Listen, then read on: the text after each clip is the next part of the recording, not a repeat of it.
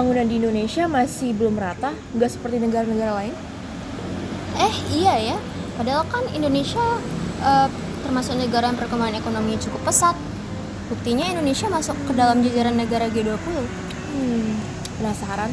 Kira-kira kenapa ya?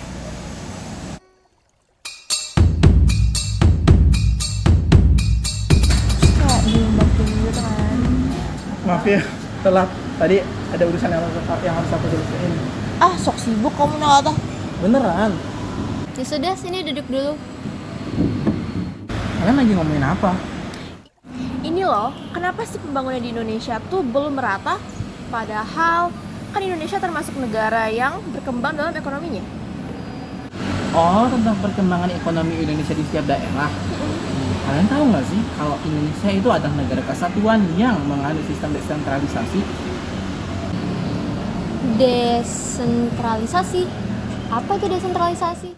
Tunggu. Sebelum itu, apa itu negara kesatuan? Negara kesatuan ya. Sini tak jelasin dari awal. Negara kesatuan itu adalah segala suatu bentuk negara tunggal yang kekuasaan tertingginya berada di pemerintah pusat. Oh gitu. Terus ciri-ciri negara kesatuan itu apa? Oh, saya tahu nih ciri-ciri negara kesatuan. Yang pertama, wilayahnya dibagi atas daerah-daerah. Yang kedua, menganut sistem sentralisasi pusat dan sentralisasi daerah. Yang ketiga, hanya memiliki satu UUD. Yang keempat, cuma memiliki satu kepala negara yang dikepalai oleh presiden dan dibantu oleh menteri-menterinya.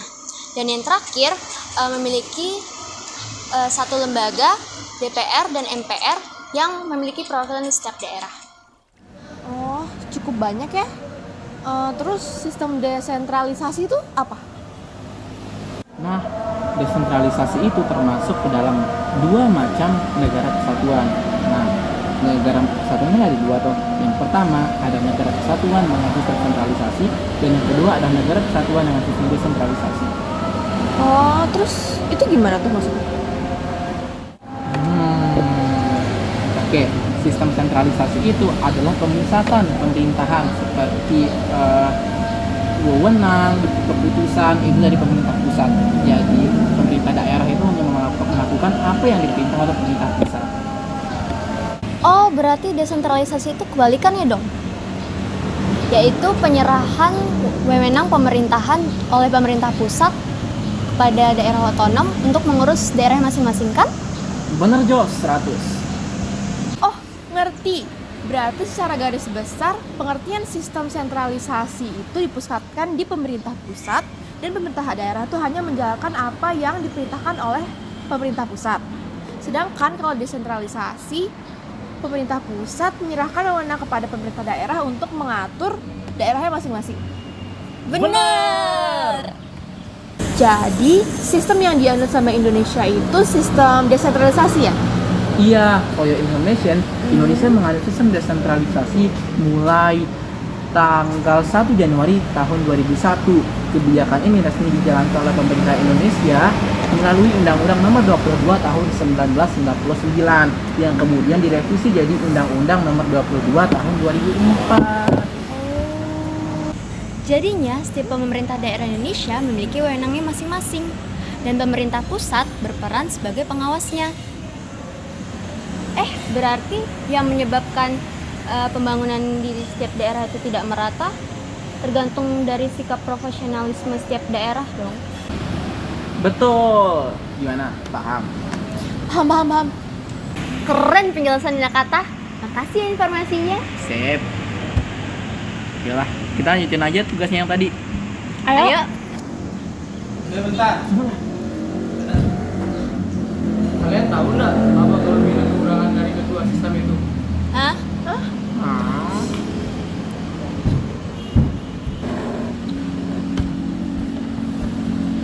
Dari kapan nih dengannya? Tadi, buran. Amazing, akhirnya kamu bangun juga, Made. Ntar kita. Iya. Tadi yang kamu ngomong itu apa? Kamu tahu dong? Jadi gini. Sistem sentralisasi maupun sistem desentralisasi pasti keduanya memiliki kelebihan dan kekurangannya masing-masing.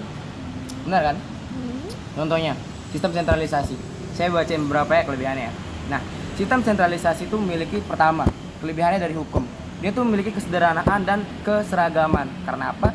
Karena cuma satu lembaga yang ngebuatnya. Terus dari segi pendapatan yang kita berikan ke negara itu dapat langsung dialokasikan secara adil dan merata di setiap daerah. Tapi sistem sentralisasi juga pasti memiliki kekurangan.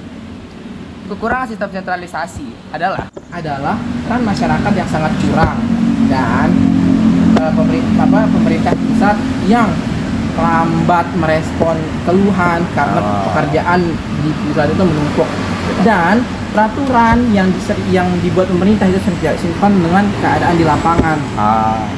benar. Benar. Paham nggak?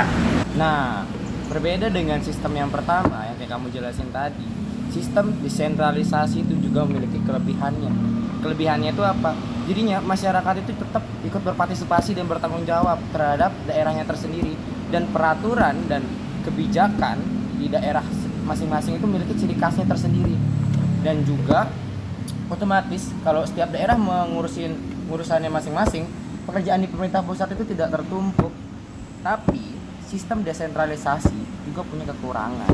Kekurangannya itu apa? Biayanya tuh banyak, anggarannya itu besar. Kenapa? Karena ketidakseragaman peraturan dan kebijakan terutama antara pusat dan pemerintahan itu yang ngebuat pembangunan di Indonesia kayak yang kalian ngomong tadi itu bisa merata begitu. Oh gitu. Diskusi yang menarik. Tapi sudah saatnya kita untuk mengerjakan tugas yang sudah lama kita tunda-tunda. Iya. Ayo kita kerjain. Ayo. Wah parah.